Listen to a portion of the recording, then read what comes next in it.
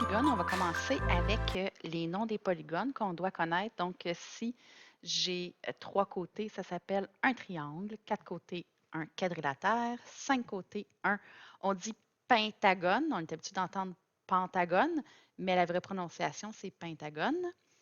6 hexagones, s'il y a 7 côtés, c'est un heptagone. Si vous remarquez, dans le fond, on aime beaucoup les H dans les noms des polygones. Et le début, à part la première lettre qu'on change pour un H, ça serait le nombre 7 écrit en lettres. Donc, pour essayer de le retenir, parce que je sais qu'il y en a qui ont de la difficulté avec l'heptagone. 8, octogone. 9, on dit ennéagone. C'est pour ça qu'il y a 2 N pour le en et le néagone. 10, c'est un décagone. 11, c'est un endécagone. 12, c'est un dodécagone. Même chose, je vous fais remarquer ici, à partir de 10, c'est décagone et les deux autres après finissent par décagone. Donc, il y a le préfixe en pour le 11 et do. Là, j'ai mal encadré, pardon. Donc, ici, pour décagone, donc dodécagone. Et au-dessus de 12 côtés, on va dire un polygone à 13 côtés. Si c'est 13, s'il y a 22 côtés, on va dire polygone à 22 côtés. Périmètre, je ne vais pas m'éterniser sur ça. Le périmètre d'un polygone régulier, mais comme tous les côtés sont isométriques, ont la même mesure, le périmètre, on prend le nombre de côtés, on multiplie par la mesure du côté.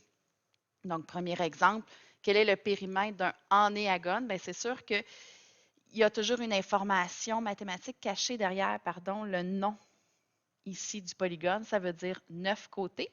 Donc, si je veux son périmètre, c'est le nombre de côtés fois la mesure du côté.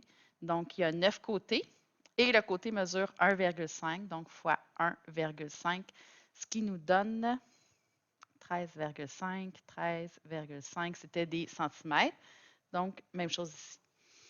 Je ne ferai pas l'exemple 2, mais c'est juste qu'ici, quand on voit en décagone, on doit connaître le nombre de côtés. Quand on n'est pas certaine, je vous fais remarquer que ça finit par décagone, donc c'est plus de 10. Alors, c'est 11 côtés. Ici, c'est les mesures manquantes, mais on les fera dans une vidéo de mesures manquantes. Pour l'air, maintenant, il y a 2 formules à connaître. Ici, il y a le raisonnement pour y arriver. La première formule à connaître, c'est l'air est égal à C fois A fois N divisé par 2. Peut-être que vous n'avez pas vu les lettres dans cet ordre-là. Moi, je trouve ça plus facile à m'en souvenir parce que ça fait can, donc divisé par 2. Ça vient du nombre de côtés de triangle ici, là, si vous regardez dans la figure. Donc, le triangle, c'est base fois hauteur divisé par 2 fois le nombre de côtés. Et on replace tout dans l'ordre, ça va faire can divisé par 2. Et le deuxième raisonnement, on trouve que l'air est égal au périmètre du polygone fois l'apothème divisé par 2. Donc, il y a tout le raisonnement avec le parallélogramme que je ne ferai pas ici. Mais c'est logique puisque le périmètre, c'est C fois N. Donc, on a remplacé le C fois N par le périmètre. Donc, c'est une autre formule qu'on peut avoir besoin parfois. Donc, 2 formules très importantes à retenir. Donc, les formules d'air. Quand je veux les utiliser, tout ce que j'ai à faire, c'est les écrire et remplacer les mesures. Donc, ici, j'ai l'exemple 2. Trouve l'aire du polygone régulier dont le périmètre est de 28 mm et l'apothème est de 4,2 mm. Donc, ce que je veux savoir, c'est l'aire. Je vais la formule appropriée cette fois-ci, ça va être d'utiliser A, excusez, c'est pas une interrogation, égale périmètre fois l'apothème divisé par 2. Donc, le périmètre 28, l'apothème 4,2 divisé par 2. Et on doit simplement calculer que ici, on va faire 28 fois 4,2 égale divisé par 2, ce qui nous donne 58,8. 58,8, donc 58,8, c'était des millimètres, en millimètres carrés, puisque c'est de l'air. Ce qui nous intéresse, souvent, c'est les figures complexes. Donc, c'est d'intégrer le polygone régulier dans une figure avec d'autres figures qu'on connaît. Donc, la première chose, c'est de le décomposer. Ici, on a des fractions de disques. Donc, on a un demi-disque ici, un demi-disque et un demi-disque. On a un pentagone régulier et on a deux carrés. Et je pense que c'est même écrit là, dans le problème. Ça nous le décompose nous autres mêmes. Donc, deux carrés, un pentagone et trois demi-disques. Donc, si je veux faire l'air, je vais écrire la formule. Donc, l'air total, c'est 2 fois l'air du carré plus l'air du pentagone plus 3 fois l'air d'un demi-disque. Donc, 2 fois la formule pour l'air du carré, c'est côté au carré. La formule pour le pentagone, c'est CAN divisé par 2. Et 3 fois, ben, un cercle, l'air, c'est pi r au carré. Et ce sont des demi qui sont pareils. Évidemment, il faut être capable de trouver les informations, donc les données. La mesure du côté du carré, bien, on l'a ici, c'est 4. Plus C, la mesure du pentagone, bien, comme c'est un carré, ça mesure aussi 4. L'apothème, on ne l'a pas, il faudrait aller le chercher. Vu que c'est une mesure de 4 cm, il faudrait aller chercher dans le tableau. Je vais aller chercher dans la rangée pentagone. Et ici, donc, c'est comme séparé ensemble. Alors, si j'ai 4 de côté, l'apothème sera de 2,8. Alors,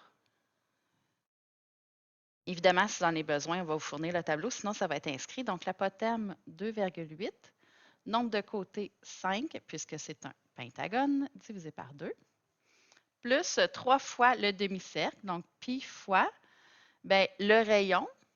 Si je reviens à mon image, bien, le rayon, c'est ici. Donc, c'est la moitié du côté. Donc, le côté est de 4, donc c'est la moitié de 4. 4 divisé par 2 au carré. Et c'était un demi-cercle, donc j'ai mon divisé par 2. Et là, ben, je calcule PEMDAS. Est-ce que j'ai des parenthèses? Oui, donc je vais écrire le reste.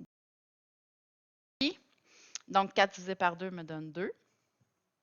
Ensuite, mes exposants. Alors, 2 fois 16. 2 exposants 2, c'est 4. Donc, j'ai plus d'exposants. Je suis rendue à mes multiplications, divisions. 2 fois 16, 32. Et ici, ça va me faire 28. Vous pouvez le pitonner, là, mais...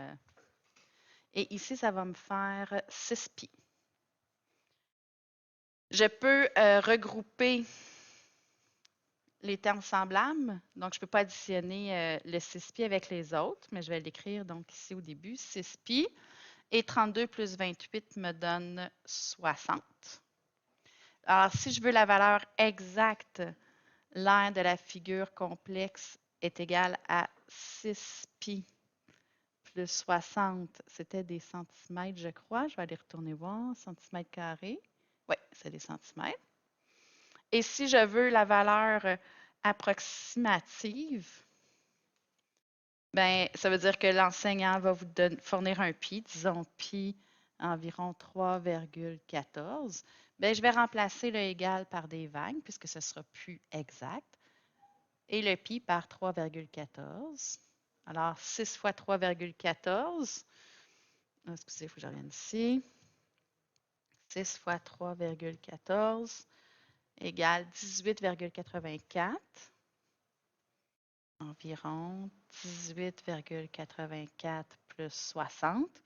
Et quand j'additionne, ça va me faire environ 78,84. Donc, l'aire totale est d'environ 78,84 cm² pour la figure complexe. Donc, l'important, c'est de décomposer en figure connue et on rajoute la formule de l'aire du polygone régulier. Ça, c'était notre tableau. Pour ce qui est du périmètre, faire très attention, dans toutes les figures complexes, c'est toujours la même chose. Le périmètre correspond toujours à seulement la somme. Donc, je vais toujours juste additionner, même si il y a des trous. Pourquoi? Bien, parce que je fais le contour et j'additionne toutes les courbes plus tous les segments de droite. Donc, j'y vais ici. On va commencer avec les parties de cercle. Donc, j'ai un demi-cercle plus un demi-cercle plus un demi-cercle. Donc, j'ai 3 demi-cercles. Plus les segments. Donc, 4, 4, 4, 4, 4, 4. 1, 2, 3, 4, 5, 6 fois 4. Et je ne prends pas ce qui est à l'intérieur. Là, oui, en plus, on vous l'a mis en pointillé, mais le périmètre, c'est vraiment juste le contour, pas les traits à l'intérieur. Donc, le périmètre, c'est 3 fois, bien, pi d, c'est un cercle au complet, mais nous, ce sont 3 demi, donc je divise par 2. Plus, on a dit 6 fois 4, 6 segments qui mesurent 4 chacun. 3 fois pi fois bien, le diamètre ici, bien, c'est le côté du pentagone qui est la même chose ici, donc qui est de 4, qui est la même mesure que le côté du carré. Et je calcule, donc si je veux exact, ça me fait 6 pi plus 6 fois 4, 24. Donc, le périmètre exact est de 6 pi plus 24 cm. Si on veut approximatif, j'arrive dans les notes de cours à approximatif, ben, je remplace par le pi qu'on me donne. Donc, si on dit pi est environ 3,14, je vais remplacer le égal par des vagues. Le pi par 3,14. On l'a fait tout à l'heure, donc ça me donne 8,84 plus 24, ce qui va me donner 32,84. Donc, le périmètre est d'environ 32,84 cm. Je vous rappelle que dès qu'on remplace le pi, on remplace l'égal par des vagues. Donc, vous avez dans votre cahier de notes une page résumée de toutes vos formules. Je vais l'afficher comme ça ici. Donc, vous avez les deux formules d'air, la formule de périmètre, mais on s'entend que c'est simplement le nombre de côtés fois la mesure, pas grand-chose à retenir. On a aussi des formules pour les angles. Donc, je vais les identifier. Ici, on a angle intérieur. La mesure d'un angle intérieur d'un polygone régulier, donc c'est 180 fois n-2 divisé par n, où n, on l'a ici en haut, là, mais n, c'est le nombre de côtés. Nombre de côtés. OK.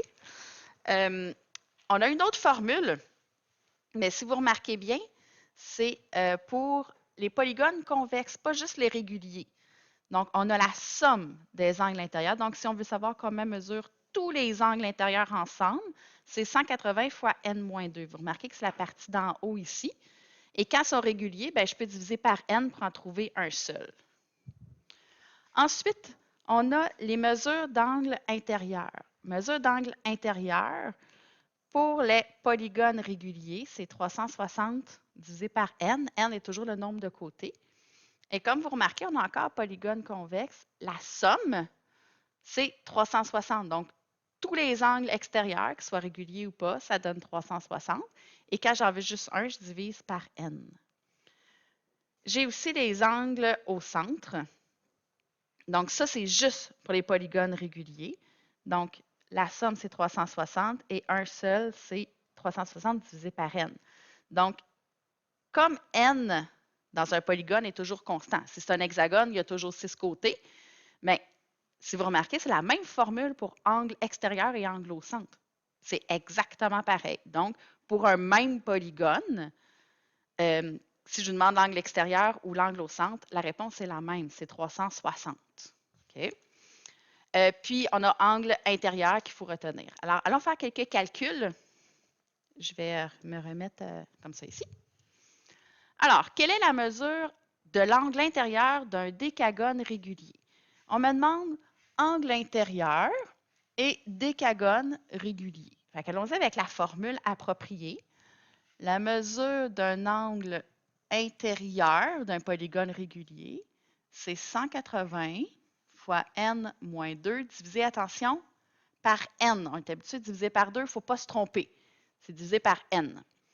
Et bien, un décagone, ça a combien de côtés? Bien, ça a 10 côtés. Donc, je remplace les deux n par 10. 180 fois 10 moins 2. Oups, hein, j'allais faire l'erreur, divisé par 10. Et je calcule. Bien, PEMDAS, est-ce que j'ai des parenthèses? Oui.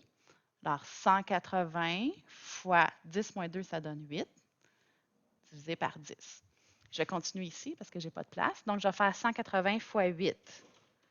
J'y vais. 180 fois 8 me donne 1440.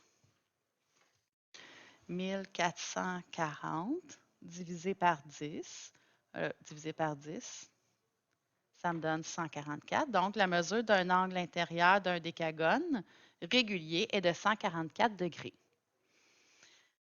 La différence avec la deuxième question, on me demande quelle est la somme des angles intérieurs d'un hexagone convexe. Il n'est pas obligé d'être régulier pour pouvoir trouver la somme. Alors, on a un symbole pour dire somme. Vous pouvez écrire le mot, OK? Mais sachez que le symbole existe. Donc, la somme des mesures des angles intérieurs de l'hexagone, la formule, c'est 180 fois n-2. Et je ne divise pas. Ça ressemble étrangement à celle d'en haut, c'est juste que je n'ai pas à diviser par n. Donc, 180 fois, bien, n cette fois-ci, hexagone, ça a 6 côtés. Et je calcule, parenthèse, donc 6 moins 2, ça veut dire 4. 180 fois 4. Alors, 180 fois 4 me donne 720. 720. Donc, la somme est de 720 degrés. Ce n'est pas juste un angle, c'est la somme de tous les angles intérieurs de l'hexagone. Dernière question, quelle est la mesure de l'angle au centre d'un pentagone régulier? Mais j'aurais pu dire angle au centre ou angle extérieur parce que c'est la même formule. Donc, mesure de l'angle au centre, c'est 360 parce que la somme, c'est 360 et je divise par le nombre d'angles, donc qui est la même chose que le nombre de côtés. Je l'ai monté. Donc, ça me donne 360 divisé par, bien, pentagone, c'est 5 côtés, donc je divise par 5. 360 divisé par pentagone divisé par 5, 72. Donc, ça me donne 72. Donc, la mesure de l'angle au centre ou de l'angle extérieur, si on me l'avait demandé, est de 72 degrés. Donc, voici comment utiliser les formules. Vous devez les apprendre, les connaître. Je vous rappelle que vous avez une page ici qui les résume toutes. Puis, donc ça, c'est pour les calculer. Éventuellement, on va voir pour les mesures manquantes.